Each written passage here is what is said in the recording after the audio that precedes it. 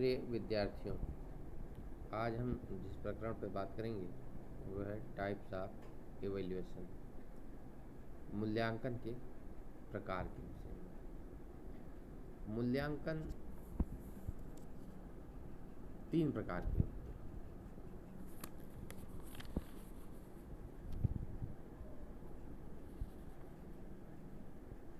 As the period of the evaluation is conducted in, there are 3 types of evaluation. At first, formative evaluation,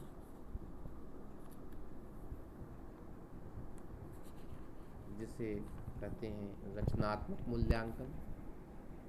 second, summative evaluation, संकलनात्मक मूल्यांकन। Diagnostic evaluation, निदानात्मक मूल्यांकन।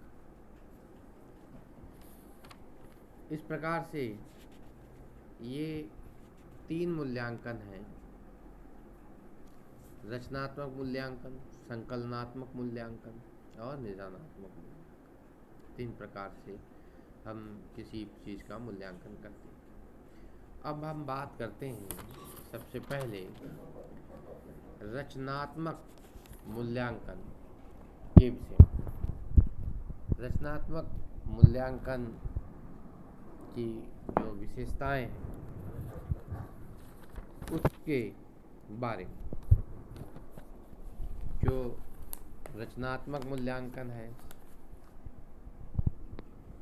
या जिसे निर्माणात्मक मूल्यांकन भी कहते हैं, इस मूल्यांकन को शिक्षण अधिगम प्रक्रिया के क्रियान्वयन स्तर पर करते हैं। इसके द्वारा जिन चीज़ों को ज्ञात करने का प्रयास किया जाता है उनमें इससे यह ज्ञात किया जाता है कि शिक्षण अधिगम प्रक्रिया के परिणाम स्वरूप विद्यार्थी के व्यवहार में अपेक्षित परिवर्तन आ रहे हैं अथवा नहीं आ रहे हैं। दूसरी चीज़ है शिक्षण द्वारा शिक्षण कार्य हेतु किया जा रहा अथवा विद्यार्थी द्वारा अधिगम अर्जन में किया जाने वाला परिश्रम उपयुक्त दिशा और दशा को प्राप्त हो रहा है या नहीं प्राप्त हो रहा है। तो तीसरी बात है वो है मूल्यांकन परिणामों के द्वारा कमी की ओर संकेत कर शिक्षक और शिक्षार्थी दोनों को इस बात के लिए प्रेरित करता है कि अपने शिक्षण तथा अधिगम विधियों, कार्य प्रणाली, शिक्षण अधिगम अनुभव, शिक्षण अधिगम के वातावरण आदि में अनुकूल परिवर्तन लाया जाए। इसी प्रकार से शिक्षण अधिगम प्रक्रिया को सदैव ही एक नया रूप देने और निर्माण करने की दिशा में प्रयास किया जाता है। इस मूल्यांकन का उद्देश्य विद्यार्थियों के निर्माण या विकास के कार्य को सही दिशा और दशा प्रदान करने से। इस प्रकार के मूल्यांकन में 2 प्रकार की प्रविधियां प्रयुक्त होती हैं। पहला औपचारिक और दूसरा अनौपचारिक। जो औपचारिक विधियां हैं उनमें जैसे परीक्षण है, अभ्यास कार्य है, चेकलिस्ट है, प्रश्नोत्तर है, असाइनमेंट है आदि।